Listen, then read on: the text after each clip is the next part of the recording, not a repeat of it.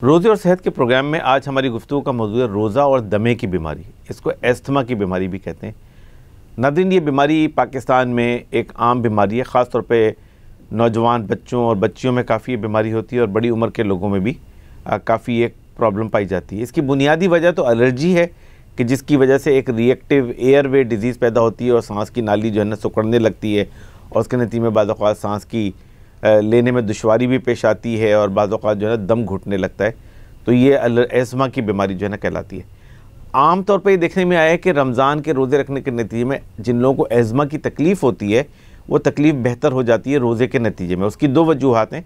उसकी एक वजह तो ये है कि रोज़ा रखने के नतीजे में बॉडी के अंदर स्टीरॉइड्स खारिज होते हैं, हार्मोन्स होते हैं और स्टीरॉइड जो हैं वो काफ़ी एस्थमा को रिलीफ़ दे देते हैं। और दूसरे नंबर पे एंटी हिस्टामिन खारिज होते हैं कि जो एस्थमा को रिलीफ़ देते हैं। तो ये दो वजूहात से रमज़ान में काफ़ी हद तक ये एस्थमा की बीमारी सही हो जाती है और लोगों को ख़ुद ब खुद इस बीमारी के नतीजे में एक रिलीफ़ मिल जाता है।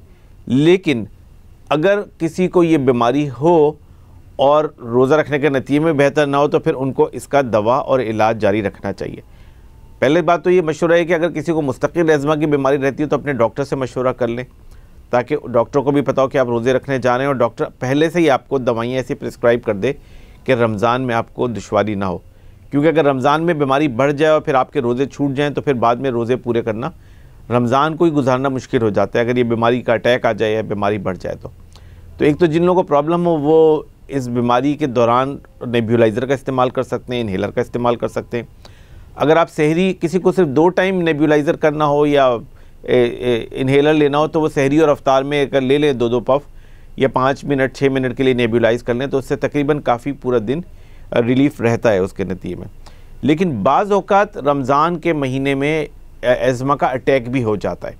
ख़ास तौर पे अगर माशरे के अंदर पोलन ज़्यादा हो या एलर्जी ज़्यादा हो तो अटैक भी हो जाता है। उस सूरत में आप इमरजेंसी में भी इन्हेलर का या नेब्यूलाइज़र का इस्तेमाल कर सकते हैं। काफ़ी उलमा ने इस बात का फतवा दिया है कि रोज़े के दौरान इन्हेलर इस्तेमाल करने से या नेब्यूलाइज़र इस्तेमाल करने से रोज़ा टूटता नहीं है। दूसरे नंबर पे रोज़े में ऑक्सीजन का इस्तेमाल किया जा सकता है कि अगर ऑक्सीजन की कमी पेश आ रही हो किसी को और सांस घुट रहा हो या दम घुट रहा हो तो ऑक्सीजन का इस्तेमाल करने से भी रोज़े पे कोई फ़र्क वाक़ई नहीं होता है। लेकिन यह है कि अगर खुदा न खास्ता एस्थमा के अंदर कोई लाइफ थ्रेटनिंग कंडीशन पैदा हो जाएगी, ज़िंदगी को ख़तरा लाक हो जाए तो उस सूरत में फिर रोज़ा तोड़ देना चाहिए। ज़्यादातर लोगों का जो रमज़ान में एस्थमा के जो पेशेंट्स होते हैं वो काफ़ी स्टेबल रहते हैं, स्टेबल चलते हैं। लेकिन बाज़ लोगों को एस्थमा को कंट्रोल करने के लिए गोलियों की भी ज़रूरत पड़ती है। इन्हेलर के साथ साथ उनको दवाइयाँ भी इस्तेमाल करने की ज़रूरत पड़ती है। तो उनको फिर अपने डॉक्टर से पहले से मशवरा कर लेना चाहिए कि एस्थमा के अंदर कौन कौन सी दवाइयाँ हैं कि जो रमज़ान के महीने में इस्तेमाल की जा सकती हैं। बहुत सारी जो एंटी एलर्जी दवाइयाँ होती हैं जो एस्थमा में इस्तेमाल होती हैं वो बाज़ औक़ात जिस्म में खुश्की बहुत पैदा करती हैं, वो ड्राइनेस पैदा करती हैं। तो उनका इस्तेमाल जो है ना अगर करना भी हो तो वो सहरी में नहीं करना चाहिए बल्कि अफ्तार में करना चाहिए ताकि उस ड्राइनेस की वजह से आपको रोज़ा रखने में कोई दुश्वारी ना हो। लेकिन बिलउमूम जो है रमज़ान के महीने में एस्थमा के पेशेंट वो बड़ी आसानी के साथ अपने पूरे रोज़े रख सकते हैं और उनको अभी से प्लान करना चाहिए कि वो रमज़ान के रोज़ों का प्रॉपर एहतमाम करें, पूरे रोज़े रखें।